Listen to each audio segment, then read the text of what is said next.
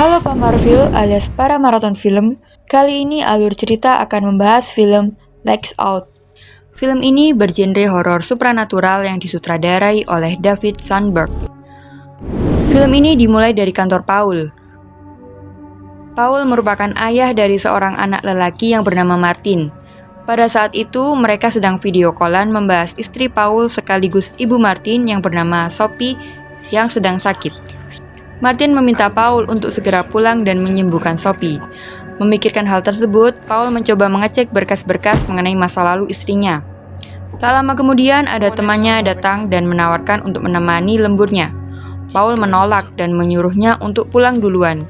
Ketika temannya tersebut sedang mengecek barang, tiba-tiba lampu padam dan terjadi hal aneh saat lampu kembali menyala.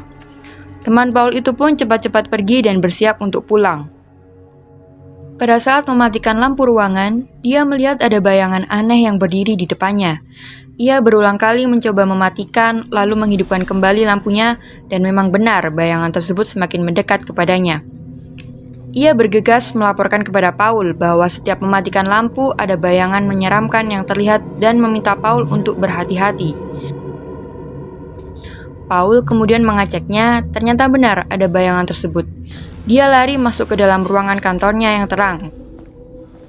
Tapi beberapa saat kemudian lampu tiba-tiba padam semua. Bayangan tersebut terus menyerang Paul dan akhirnya Paul terbunuh.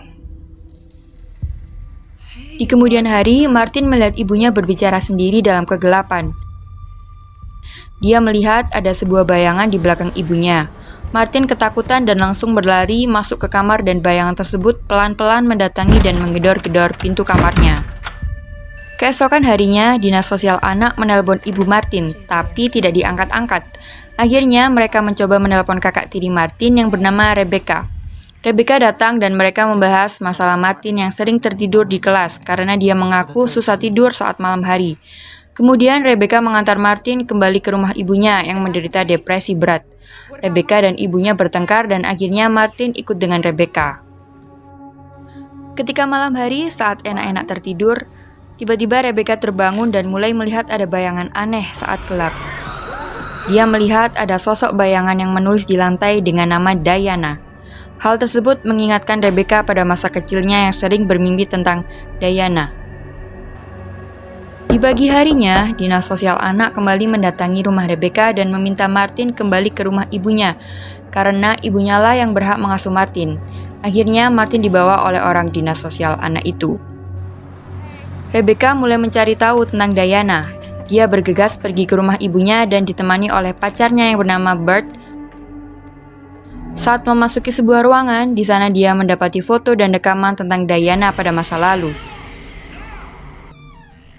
Dia melanjutkan pencarian dengan memasuki ruangan yang lain. Rebecca melihat-lihat sekeliling dan mendapati lukisan masa kecilnya. Namun, tiba-tiba pintu ruangan tersebut perlahan menutup sendiri dan Rebecca mulai ketakutan.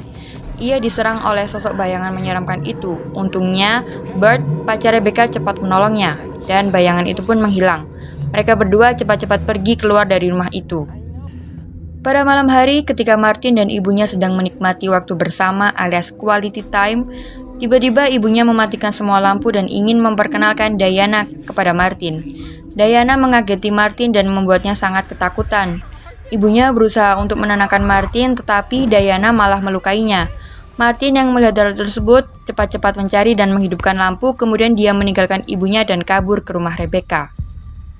Di sana, Rebecca menceritakan semua hal tentang Diana kepada Martin. Ternyata Diana ditemukan terikat di basement saat usia 13 tahun. Dia mempunyai kelainan kulit yang aneh serta dapat mempengaruhi pikiran orang.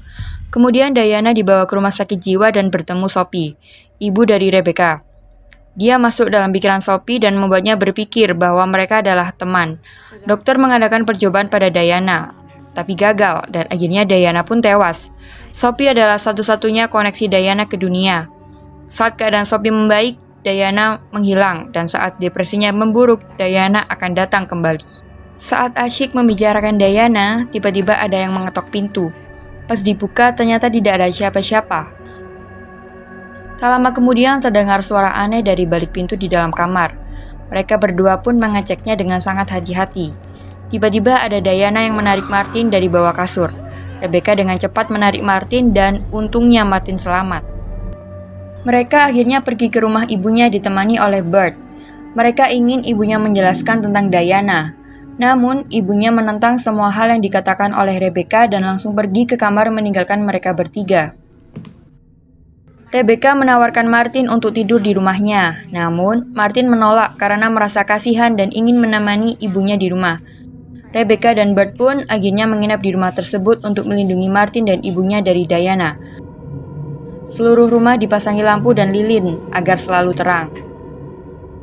Ketika Rebecca mencoba berbicara kepada ibunya menggenggamkan sesuatu ke tangan Rebecca. Saat dibuka, ternyata isinya adalah potongan kertas yang bertuliskan, "I need help." Sambil memikirkan hal tersebut, kemudian Rebecca pergi dan tidur di samping Martin. Pada malam harinya, tiba-tiba semua lampu di dalam rumah mati. Rebecca bergegas mengecek panel lampu di ruang bawah tanah, sedangkan Martin terbangun dan mencari Rebecca dengan membawa lilin. Tak lama, Diana muncul dan menarik kaki Martin. Untungnya, Martin cepat-cepat mengarahkan lilin yang dibawanya ke arah Diana. Diana pun perlahan menghilang. Akhirnya, Martin lanjut mencari Rebecca dan akhirnya mereka bertemu. Mereka berdua dijebak dan dikunci di dalamnya oleh Diana. Bert akan menolong, namun dia dikejar oleh Diana dan akhirnya kabur dari rumah tersebut dengan mobilnya. Mendengar adanya keributan, ibu keluar kamar dan mencari tahu keberadaan anak-anaknya.